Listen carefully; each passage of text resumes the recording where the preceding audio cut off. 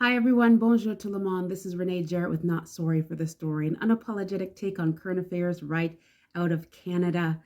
Again, I want to welcome those who have recently come on board on social media or on YouTube. Thank you for the comments and the shares, and to particularly one viewer who congratulated me on getting to 1,000 followers on Instagram. And I was like, oh, something got lost in the translation there. So I'm pushing my way towards 1,000 followers with your help and your shares. I got a big spike over the past month. I was at around 100 or so, and now just shy of 600. So I'm moving towards it, and I need your help to do it. Thank you for sharing these videos with like-minded people who are not like-minded, who need to hear another side of the story. I am a news commentator and have been an independent journalist, freelance journalist for 20 so years now. So really glad to bring this to you in this form. And so let's get right into it. Today I want to address what's happening at Oakville Trafalgar High School. Oh, it has gone international now. And if you don't know why, it's because there is a teacher there who seems to be transitioning, and they have taken it upon themselves to start wearing giant prosthetic breasts with nipples at that, which is not allowed to be shown for students as a part of their dress code, but apparently not for teachers.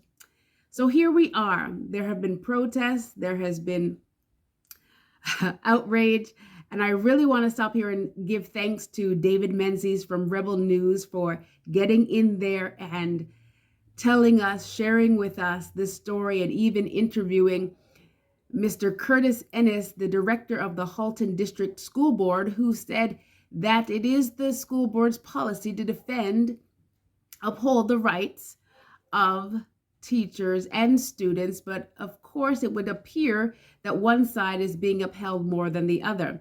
This is what happens when you create and produce and try to encourage a culture that's all about rights. Somebody's rights are going to trump somebody else's rights.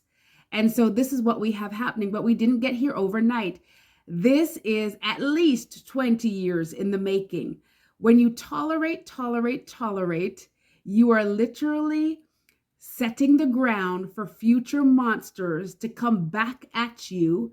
And if not you, your children and your children's children. So here we are today in the midst with a teacher who is being allowed to do this. When I saw this video, I thought, how this is an assault on these students. How can they concentrate on their work when you have this person who is going and purposing?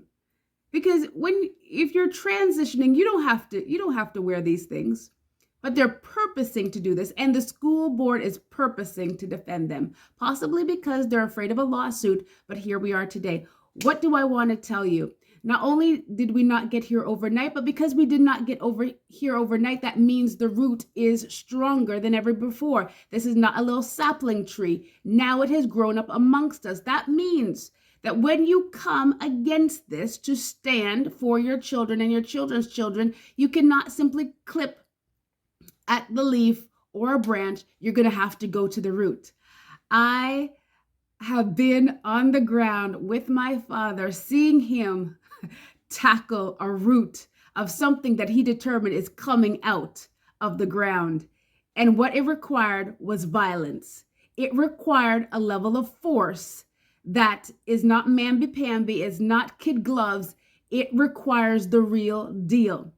And so when I say violence, just think of that picture of taking out a tree and taking out the root. You cannot go soft with it because it means to stay in the ground. So it's going to require a force.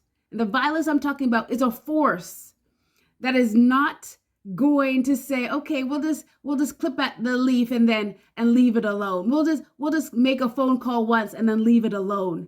Day and night, night and day, this thing is coming out until the atmosphere changes.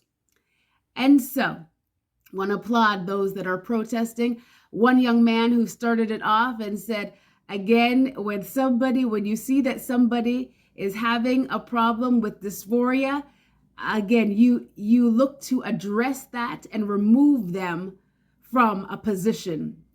Well said, well said.